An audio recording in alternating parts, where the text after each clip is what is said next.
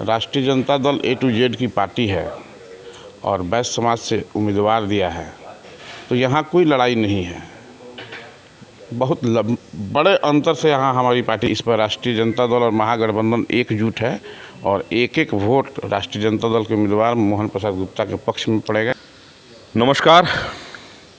बिहार विधानसभा के जिन सीटों पे उपचुनाव होने जा रहे हैं उसमें गोपालगंज सदर सीट भी शामिल है। आज मैं मौजूद हूँ गोपालगंज में और गोपालगंज में मेरे साथ है एक अति विशिष्ट व्यक्तित्व मौजूद है, जिस व्यक्तित्व का नाम है इम्तियाज़ अली भुट्टो, जो राजद के जिला के प्रधान महासचिव हैं और जिले के सामाजिक कार्यकर्ता हैं और समाज के प्रत्येक के लोगों के सुख दुख में सदैव खड़ा रहने वाले इम्तियाज़ अली भुट्टो साहब बेहद मिलनसार व्यक्तित्व के धनी हैं। राजद के सच्चे सिपाही हैं और राजद के स्थापना काल से लेकर अब तक राजद के प्रत्येक समय में राजद का साथ इन्होंने निभाया है और आम लोगों का साथ भी निभाते हैं। बाढ़ की स्थिति हो, सुखाड़ की स्थिति हो, कोरोना का समय हो, कोरोना के काल में भी मैंने इन्हें देखा एक एक लोगों के घर जाना, सैनिटाइजर पहुंचाना, ज़रूरत की तमाम सामग्रियों को उपलब्ध कराना। समाज की सेवा में इनकी बहुत ज़्यादा रुचि रहती है। आज मेरे साथ हैं इम्तियाज़ अली साहब, इनसे बात करेंगे और जानने का प्रयास करेंगे कि क्या है चुनाव की अब तक की यहाँ की रणनीति और आम जनता क्या चाह रही है। बहुत बहुत स्वागत है आपका इम्तियाज़ भाई। बहुत लंबे अरसे के बाद, यूँ कहीं कि आज पहली बार आपसे मेरी मुलाकात हुई, एक दूसरे से हम लोग रूबरू हो रहे हैं आज पहली बार। वैसे तो अखबार के नज़र में हम लोग रोज़ मिलते रहते हैं और बिछड़ते रहते हैं। अखबार के पन्नों पे आपका यह चमकता चेहरा हम रोज़ छापते हैं, लेकिन आज ऑन कैमरा हम लोग पहली बार मिल रहे हैं। बहुत शुक्रिया है, बहुत स्वागत है आपका। धन्यवाद आपका भी। क्या कहेंगे, आपके सदर सीट पे वाई इलेक्शन होने जा रहा है और बड़ी गहमा-गहमी है। देखिए, चुनाव हो रहा है और राष्ट्रीय जनता दल ने यहाँ से वैश्य समाज से आने वाले मोहन प्रसाद गुप्ता जी को अपना प्रत्याशी बनाया है। और जहाँ तक चुनाव की बात है, राष्ट्रीय Janata Dal A to Z की पार्टी है और वैश्य समाज से उम्मीदवार दिया है, तो यहाँ कोई लड़ाई नहीं है। बहुत बड़े अंतर से यहाँ हमारी पार्टी जीतेगी। कल भाजपा का नॉमिनेशन था, एनडीए का राजग के तमाम शीर्ष के नेता यहाँ मौजूद थे। गोपालगंज में लगता था कि राजधानी पटना के तमाम भारतीय जनता पार्टी के लोग उमड़ आए हैं, लोगों की भीड़ भी थी। क्या कहेंगे उस पर? नॉमिनेशन था, सारे लोग आए थे, हमारे दल से भी लोग आएंगे नॉमिनेशन में और भारतीय जनता पार्टी के लोग आए थे। इसमें हम तो कुछ नहीं कहेंगे, लेकिन हम एक बात ज़रूर कहेंगे कि राष्ट्रीय जनता दल के उम्मीदवार, महागठबंधन समर्थित जो उम्मीदवार हैं मोहन प्रसाद गुप्ता जी, इनकी जीत भारी मतों से होगी। लड़ाई में कोई इर्द गिर्द दिखाई नहीं देगा। लालू जी के परिवार के कुछ रिश्तेदार भी यहाँ आ रहे हैं, ताल ठोक रहे हैं, नॉमिनेशन करेंगे और चुनाव लड़ेंगे, जो पिछले बार भी लड़े थे। कोई फ़र्क नहीं है, कोई फ़र्क नहीं पड़ेगा। पिछले बार की स्थिति अलग थी, इस बार की स्थिति अलग है। पिछले बार गलतफहमी में लोगों ने वोट कर दिया था, इस बार वो स्थिति नहीं है। इस पर राष्ट्रीय जनता दल और महागठबंधन एकजुट है और एक एक वोट राष्ट्रीय जनता दल के उम्मीदवार मोहन प्रसाद गुप्ता के पक्ष में पड़ेगा। पिछले बार जो 41,000 वोट मिला था, नहीं मिल पाएगा। कहाँ से मिल पाएगा? हमने उनको देखा है 3,000 वोट पर भी आउट होते हुए, 5,000 वोट पर भी आउट होते हुए। 2015 के चुनाव में बरौली वो लड़े थे, कितना वोट मिला था उनको? सिचुएशन इस तरह का बन गया था। आरोप लग रहा है कि मोहन गुप्ता जी जो हैं शहर के बहुत बड़े व्यवसायी हैं और समाज सेवा के लिए कभी अपने बाहर नहीं गए, समाज सेवा में उनकी कोई रुचि नहीं रही, राजद अचानक ला करके उन्हें थोप दिया। ऐसी बात नहीं है, पार्टी के स्थापना काल से ये हम लोगों के साथ हैं। समाज में कोई सक्रियता उनकी नहीं है। सामाजिक पृष्ठभूमि भी रही है। सबसे बड़ी बात तो आपको पता होगा कि हर साल उत्तर बिहार का सबसे बड़ा जो पूजा पंडाल बनता है राजा दल, उसके संस्थापक ये हैं और हर साल इनके द्वारा पूजा कराया जाता है।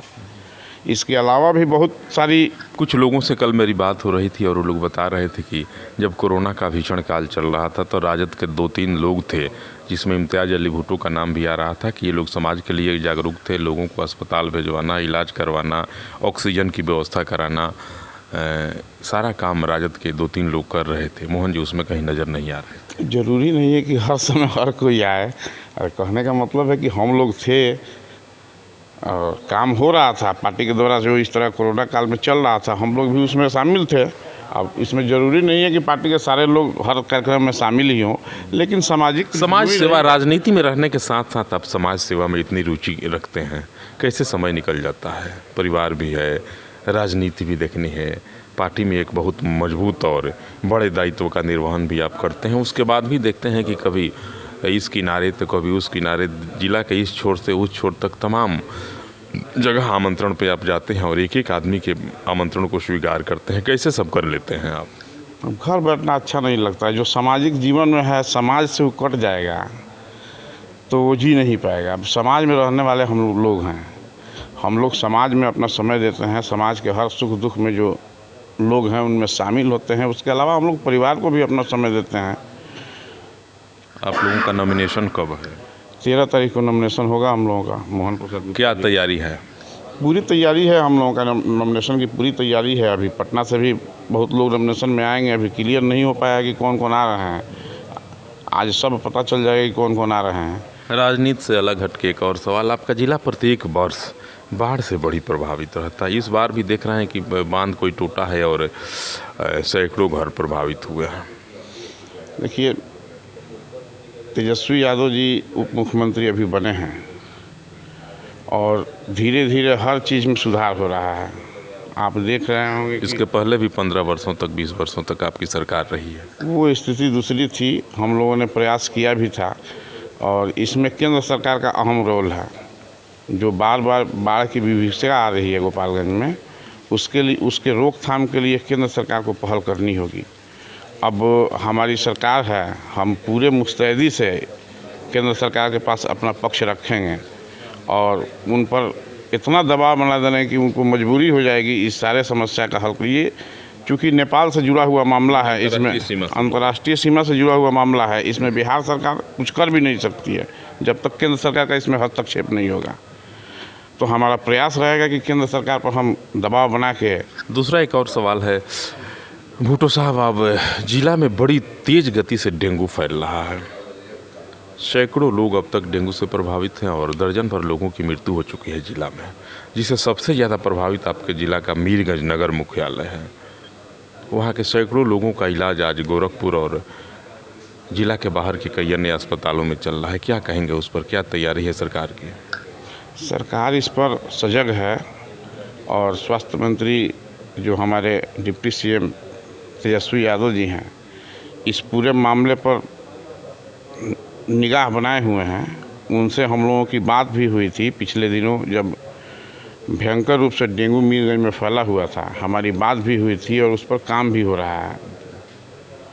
राजद के आप सबसे मजबूत स्तंभ हैं जिला के, इस नाते आपसे एक और सवाल है कि मीरगंज में एक अस्पताल है, जैसे आप हथुआ रोड में आगे बढ़ेंगे, हीरा सिनेमा के सामने एक स्वास्थ्य केंद्र है बिहार सरकार का।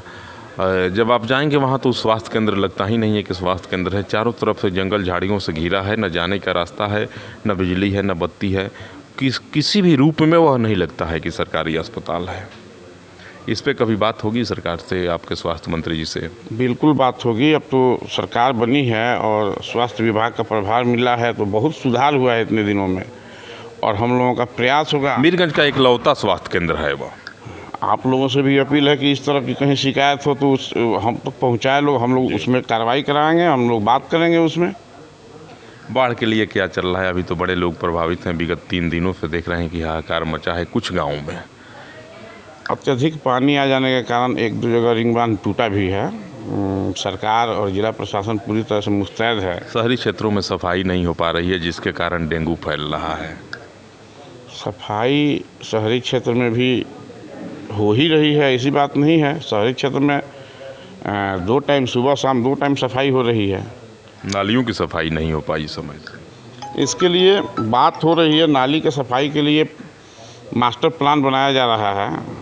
बहुत जगह नाली ऐसी है कि बेतरतीब तरीके से बन गई है, तो उसके लिए मास्टर प्लान बनाया जा रहा है। ऐसा कहा जाता है कि राजद सुप्रीमो लालू प्रसाद यादव भी आपसे बहुत अखलाक मोहब्बत रखते हैं और बहुत ज़्यादा प्यार करते हैं आपको।